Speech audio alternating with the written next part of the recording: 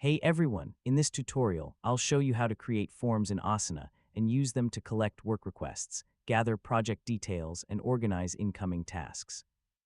Asana Forms are a great way to make sure your team receives complete information before starting any work. So yeah, let's get started. First, open Asana and sign into your account.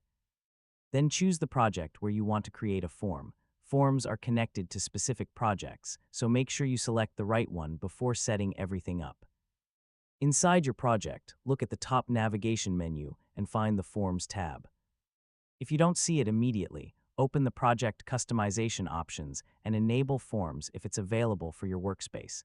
This is where you can create and manage your request forms. Now click Create Form or Add Form to begin. Give your form a clear name that explains what it's used for. For example, you could create a marketing request form, support form, or a customer feedback form. Next, add questions to collect the information your team needs. You can create text fields, multiple choice questions, drop-down options, and more. Try to keep questions simple and specific so people can quickly submit accurate requests. After adding your questions, customize your form settings. You can choose who can access the form, decide where submitted requests should go, and set up rules for organizing incoming tasks. This helps keep your workflow clean from the beginning. When someone submits your form, Asana automatically creates a new task in the connected project. You can then assign the task, add a due date, set priorities, or organize it into the right section.